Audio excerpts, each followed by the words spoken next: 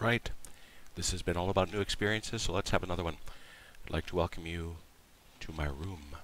Look at it. Quite lovely, no? This is my setup for the 1809 Kriegspiel, sponsored now by the Armchair Dragoons, and which we are happy to present to you the results of 2230 on the 17th of April, 1809. We've had a full day of events, so let's go explore the map a little bit, shall we? Start down here. This is the fight over Munich. You will remember that Munich fell earlier today to the Austrians attacking across the Isar River. I've had to establish these little fight boxes. Those are 5 kilometers square. That's the area that Waldelegle says a fight occurs in. If you're in it, you're fighting. If you're not deployed for combat. And as a result, we've had troops pouring into it throughout the day. It's been a rather amazing story.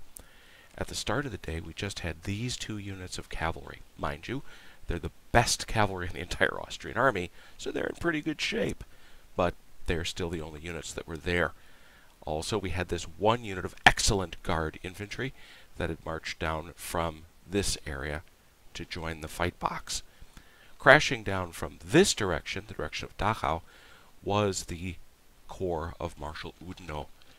They poured in sequence. It wasn't all at once. The bottom line was, Oudinot realized he was going to slowly start losing the fight, and he pulled back before either side was able to crack. As night fell, and night falls at 22:30, as night fell on the battlefield, both had started to rest.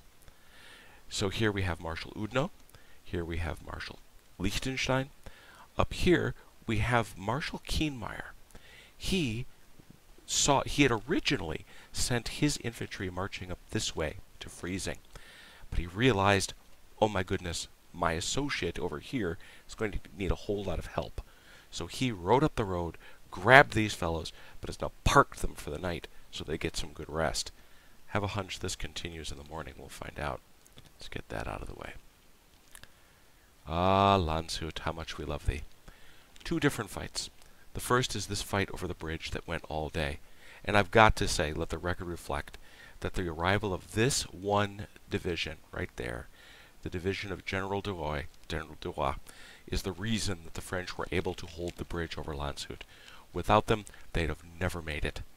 The truth is, they arrived just in time to stem this attack from General Louis' Austrians, this group here. They have been punching at this bridge all day. These are going to be some seriously tired troops when it's all said and done. Because on the other side of the bridge, Marshal Lefebvre's men, same situation, but they have not broken, and that's the big deal. Why weren't they helped? Well, because of this fight box.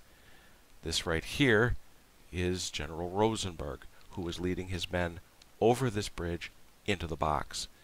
That fight is so big, I took it off the map to here. This was one of the more remarkable battles I've ever seen in a Kriegspiel. You'll remember that in Waldelegle there are 3 sectors, left, center, and right, looking at it this way. In this battle, it was unit after unit being poured in. As night fell, General Davout, with some of the best horse in the French army, crashed into this 1 division. They almost broke it. I repeat, almost.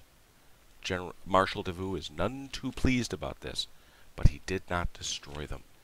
And so as darkness falls, it sounds like, and I've got the initial orders from General Rosenberg, they're going to seek to disengage by marching this way, out of the fight box, back over the river, to go here help at Landshut. The problem is, their fatigue is going to be severe.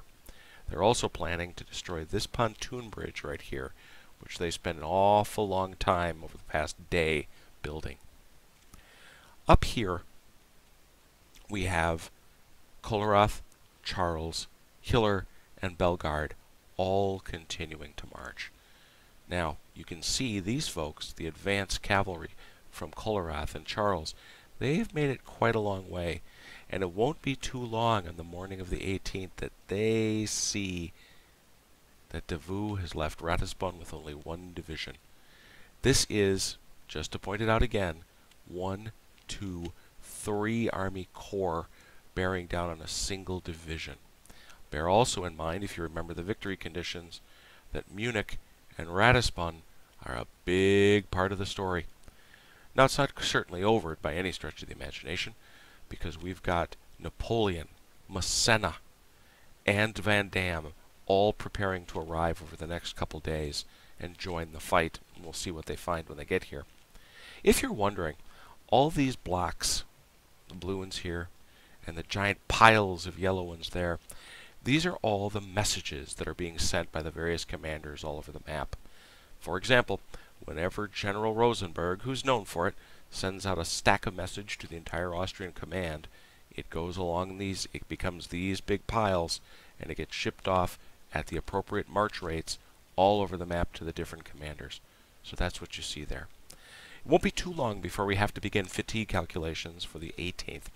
So that'll be quite damaging, I suspect, to a lot of these folks particularly who've been engaged in a lot of fighting. Thanks for sticking around this long.